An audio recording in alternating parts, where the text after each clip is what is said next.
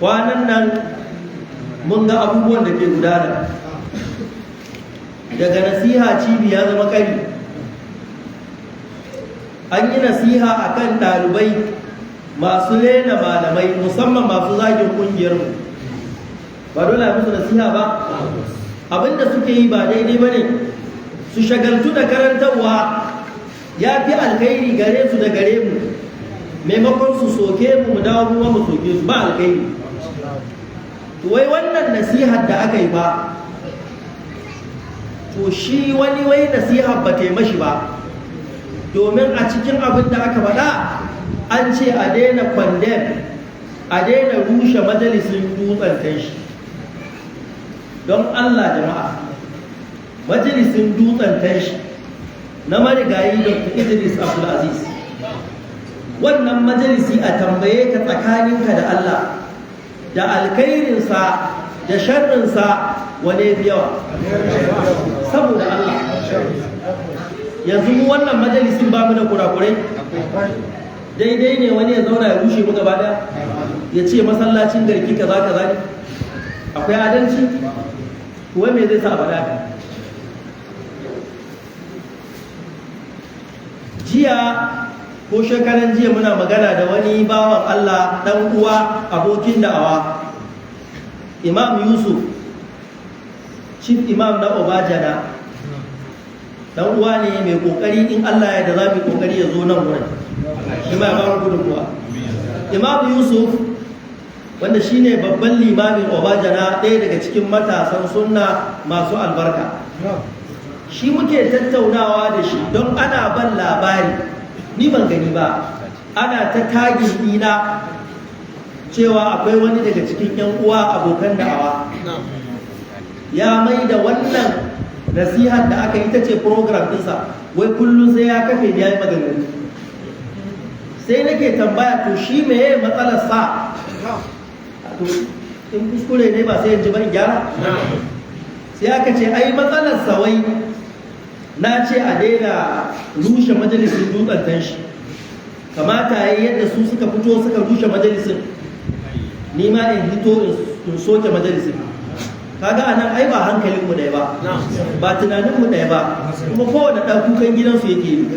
Ni makarantar da na fito ana kawata mana, kuma muna kowa yana alfahari da ubansa.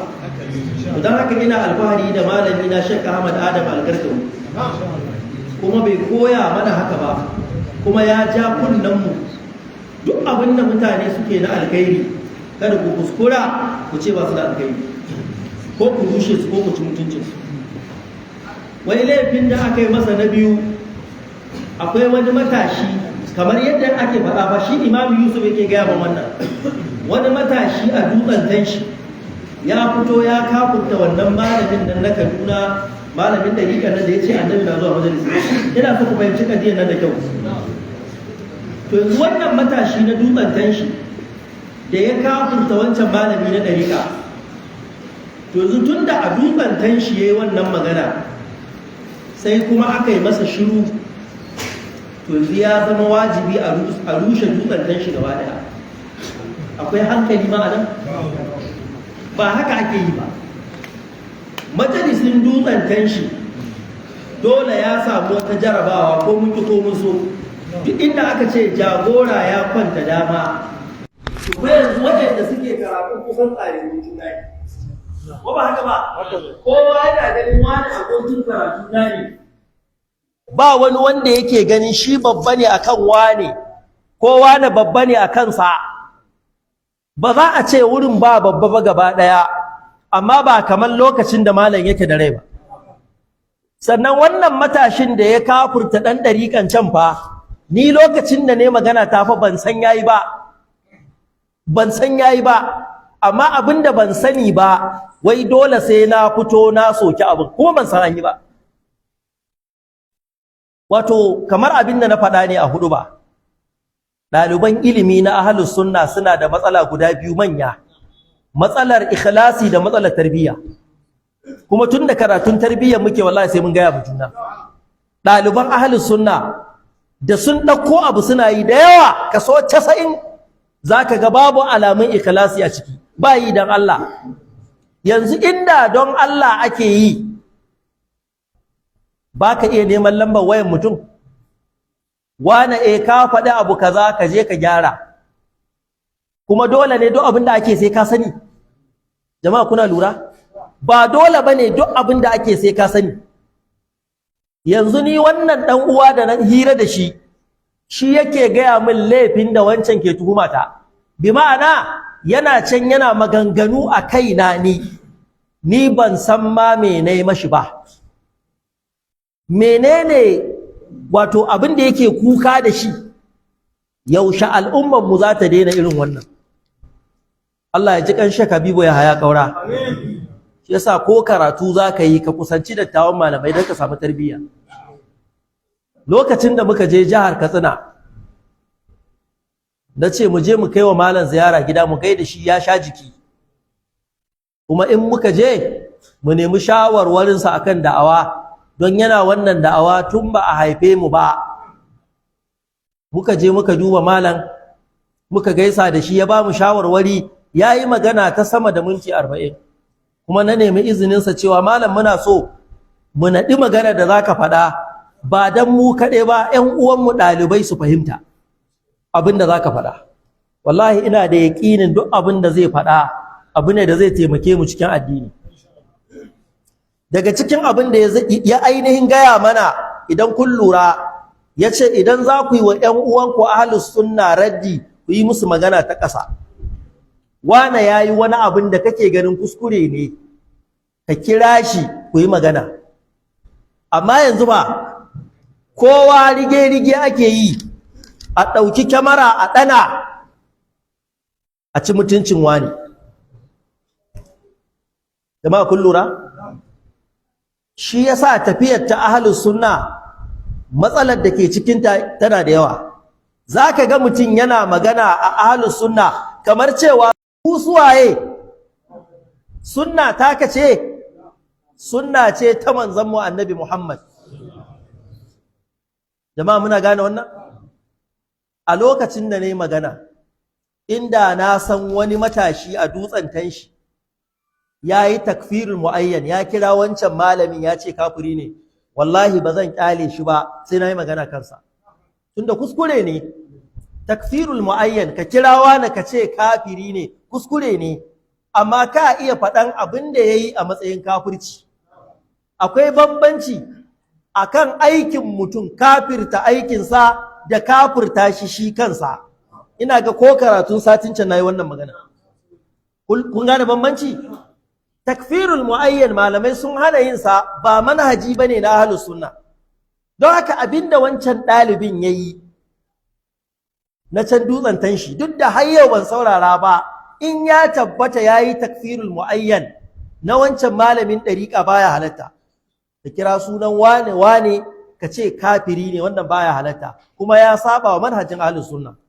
amma lokacin da yayi ban sani ba to dole ne abinda baka sani ba sai kai magana akai kuma idan ni ban yi magana akai ba ne magana kan abu ɗaya biyu inda ban cike ba kai kuma sai ka fito ka cike wurin ba kuma ka dawo kaina sai ka ce ni yaron ka ne kana so duk abin da kai ka fahimta sai dole na faɗe shi ka duba wani jahilci da rashin kan gado wannan rashin kan gado ne ka ce abin da ka fahimta dole abin da ke kawo mana rigima cikin ahlus sunna shine wani in ya ɗori kan wani abu idan baka dawo kaya abin da yake akai ba to ka shiga uku yadda ka san ya mallake ka kamar wani leburansa wannan da'awar da muke yi ina yin tawa a majalisina ina faɗar iya abin da Allah ya sanar da ni abin da na fahimta kai ma ka yi a majalisinka ba huta ba ba mu zauna lafiya ba amma ina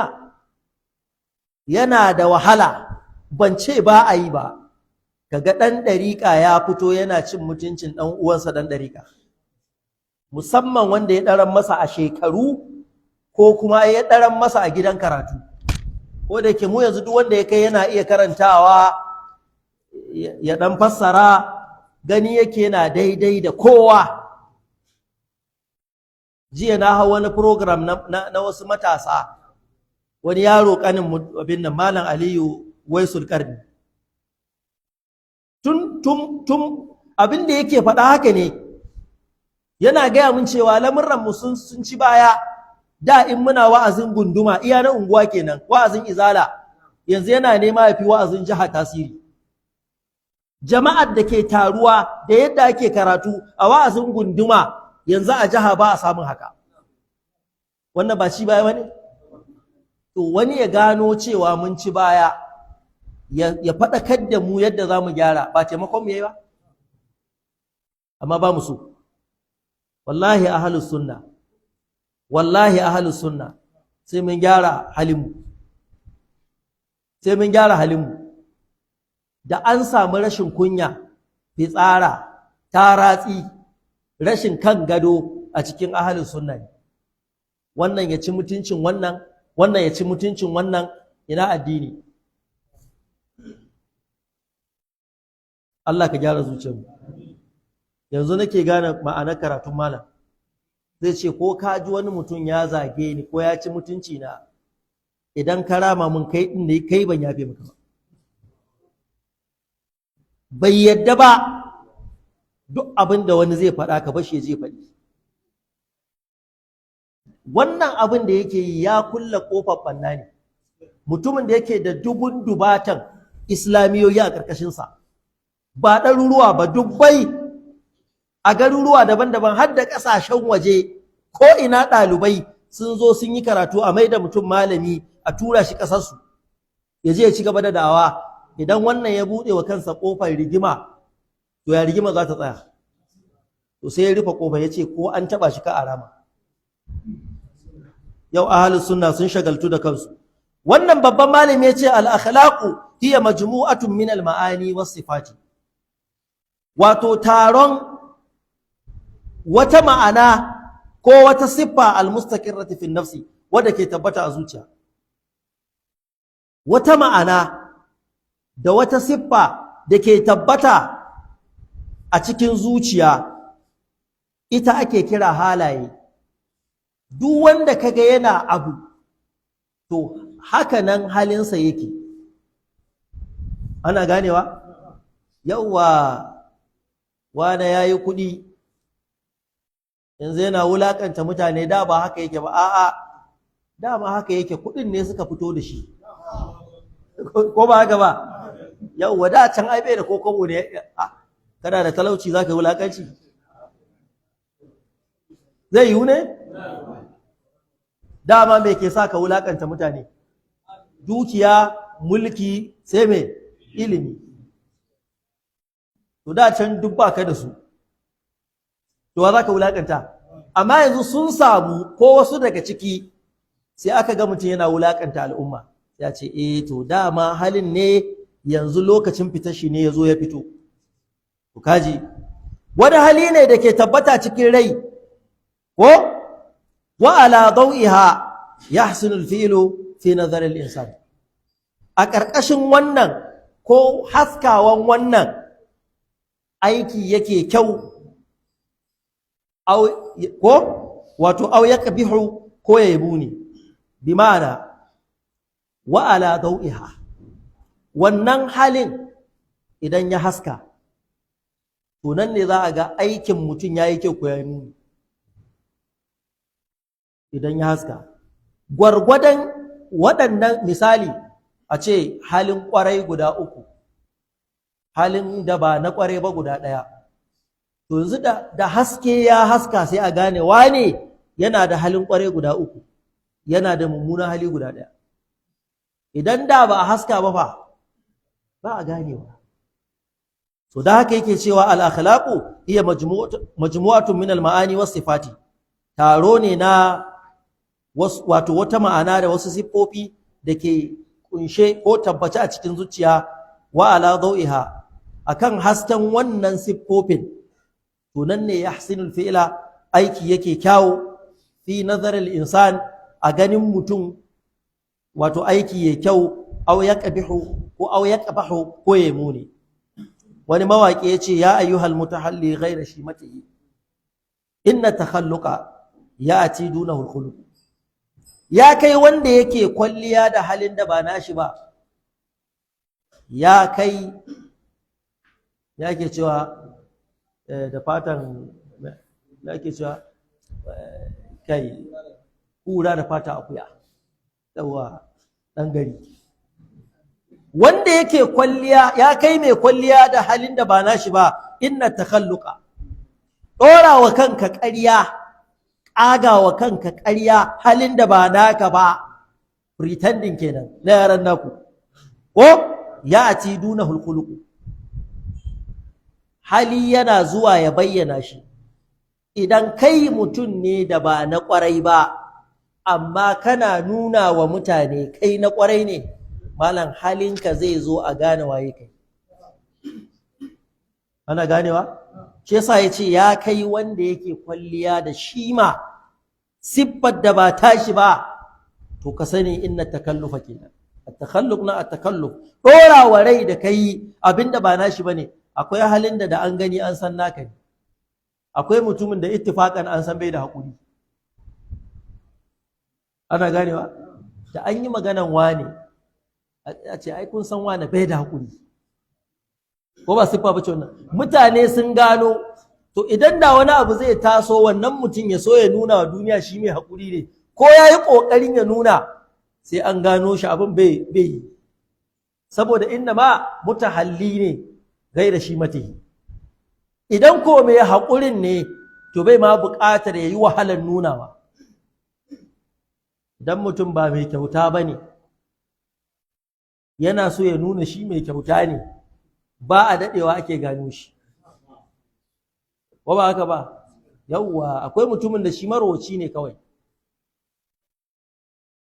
shi marwaci ne kuma tun cikin yara za ka ga wani idan da za ka ɗau biskit ɗaya ka miƙa mai sai ka gano su biyu ne ko ‘yan biyu ne in ka so ka karɓa ka ba ɗayan kai kana ba shi za ga ya faɗi ƙasa yana shure-shure to ka san akwai aiki a kanka wannan an haife shi da siffan mai rowa yanzu ya za a ka yakice ta shi tashi ta halitta ce sai ka yi aiki tukuru ka yakice ta yanzu Allah ya taimake ka ka gano wannan bai da lafiya amma akwai wanda in ka karɓa a hannun shi ka raba biyu ka tsaga ka ba ɗayan zai ci abin da ka bashi to wannan alhamdulillah ko ba haka ba yanzu misali mu da muke zaune a nan ai kaga ba bukatar wani ya zo daga wata unguwa ya gaya mana marowata ne ba marowata bane mu ba sola muka kasa siya ba kai ka san ai ƙarya ce muke yi ko ba haka ba ba mu kasa siyan sola ba yanzu bara muke yi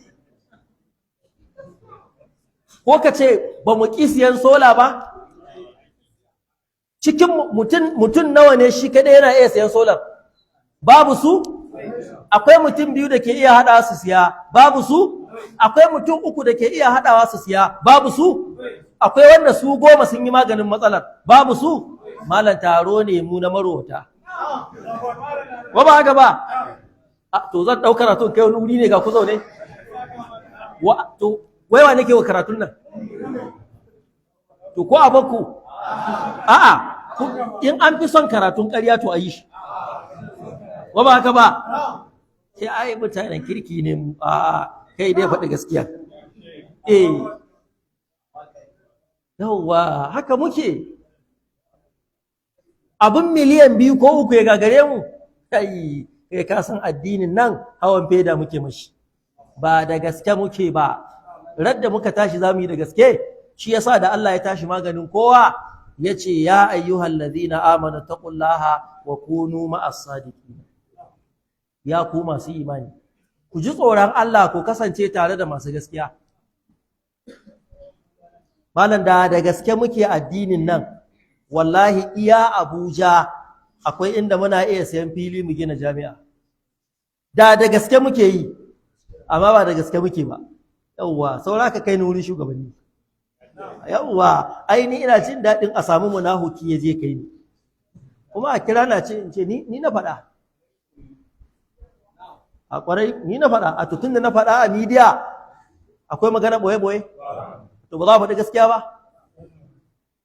kai ka isa a ji tsoronka a faɗa shugaban ƙasa gaskiya kai baka da ko sisi irin riga ta irin rigar ka kuma kasa faɗa maka baka da mulki a hannunka kuma kasa faɗa maka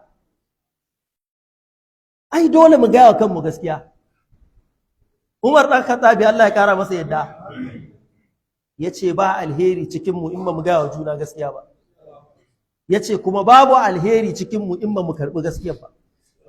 Shi yasa kaga wannan karatun ni wallahi dole da nayi shi idza asbahata ne fala tantaziril musa. In aka ce gobe kakka dawo abin da yake baki na faɗa na yi gaba. A ce gobe kakka dawo ba mu san irin wannan karatu ba hikima in ce gaskiya ne dan ban ma iya ta ba. A to tunda ba hikima shikenan ba dai ka gane ba, a tunda dai ka gane ko ba hikima kawai shikenan tunda Allah ya sa ka gane ka dauko halin da ba naka ba. Wa bima anna rasul sallallahu alaihi wa sallam huwa al-qudwatul hasana, kasancewar manzon Allah shine abin koyi mafi kyawu, wanda wani mawaki ya ce annabi fa wato rigar jikinsa in ka ce ya rasulullahi rigar nan ta yi kyau, in ya shiga gida sai ya sako ta a leda ya baka ya dau wata riga ya sa. Sai da wasu suka hana in an ga annabi da sutura daina cewa ta yi kyau dan zai dauka ya baka. Kaji mutum nawa annabi yake ba raƙumi 300, dukiya ba taɓa rufewa annabi ido ba, cewa na ku ba shi raƙumi 300, malam ko 50,000 500 ne so 300 ƙaramin magana ce. Wane ku ba shi raƙumi 300, wani ya zo wajen annabi ya ce ya rasulallah al'amara sun rikice, annabi ya ce ku ba shi raƙumi kaza, gobe ya dawo annabi ya ce ku ƙara mai, jibi ya dawo annabi ya ce ku ba shi, ya sake dawo annabi ya ce habawa ne dukiya fa da kake ganin ta in dai ba dan adam ya shiga rami ba ta isa shi.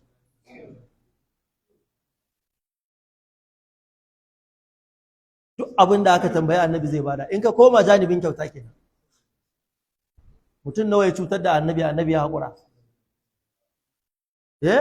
Mu fa a yanzu zaka zauna da mutum kamar hali guda 10 masu kyau, in kai tuntube a ɗaya wannan ɗayan zaka je yana yawo har a gidan rediyo.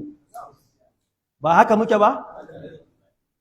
Wannan halin da ya gaza kaga alkamalu lillahi. Kaji kasancewar annabi shine jagora kyakkyawa abin koyi, faqad tasafa bil awsafil khuluqiyyatil mahmuda. Annabi ya siffanta da halaye na kwarai abin yabo, kal ilmi kamar ilimi.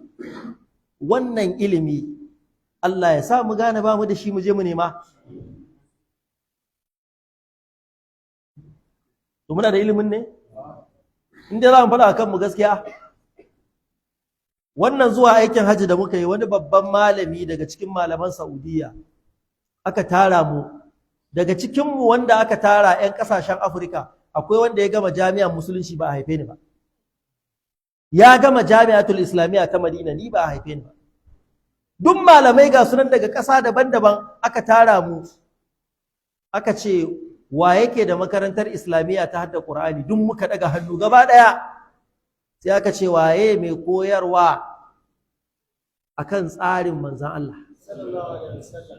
Sai muka yi shiru, kowa ya kasa da kai. A to muna yi ne ko ƙarya za ka yi? Ka koyar da addini sai an iya kai gaba. Shi yasa yana da wahala ka ga mai ilimi yana hayaniya. Duk wanda kaga dan hayaniya ne a media, malam wani baki bai gama iyawa ba, karatun ma bai iya ba. Yanzu wanda ya fito ya dauko gingime man littafi zai karantar, ana tsawata mishi yana wa malamai tsaurin ido, dan tsaurin ido ne. Sai ga sunan malami yana gagararsa. Wani abin wallahi kai jarabawa ma Allah na iya jarabtaka. Amma duk wanda ya nuna ya iya, yana da wahala Allah ya bar shi bai tozarta shi ba. Don man tawada'a lillahi rafa'ahu Allah. Duk wanda ya kankan da kai ga Allah sai Allah ya daga darajarsa. Wa man takabbara, wanda ya girman kai, wada'ahu Allah sai Allah ya wance kalar da shi, an gane ba kowa bane. Sai ga sunan littafi ana kiki kaka akai. Sai ga shi wancan ya fito ya nuna kuskure. Ƙarshe mutum iwa kansa tsirara, da yana cikin rufin asiri, bai iya ba, ba a gano bai iya ba, amma yanzu an gano bai iya ba. Kun lura? yanzu wannan karatun da nake yi kurakuran da nake a ciki suna da yawa, amma tunda ba na ce na iya bane kuma ba rigima nake da wanda suka iya ba, asiri na a rufe, ina dai dan lallaba ina tafiya. Amma daga radda na tsokano su, wani zai ɗauko ka ya sa a faifai sai ya gane wannan da kake gani rarrafe yake yi ko kuma ɗan koyon zama ne ba. Bai iya karatun ba, saboda malam kai da kaga wani kasan wannan ƙwaro ne ƙwarai kuwa ƙwarar gaske kasan ya iya. Wallahi malamin nan da ya fara bayani akan manhajin annabi na koyar da Qur'ani, ina cewa na kusa da ni to yanzu ya za a yi dai ba wannan irin makarantar ba ta buɗuwa. Ilimi yana daga cikin abin da ke sa natsuwa. Ba yadda za a ce mutum na da ilimi kuma bai da natsuwa, a'a, to za ka samu ilimin ba na kwarai ba ne, yana nan a bakin gaba. Annabi ya siffanta da duk wata siffa abin yabo, daga farko sai aka kawo ilimi. Manzon Allah yana da ilimi mala, saboda iliminsa daga Allah ne, wa ma yantiqu anil hawa in huwa illa wahyun yuha. Kaji wal hilmi, da haƙuri malam, idan ba ka da haƙuri ba abinda za ka cimma.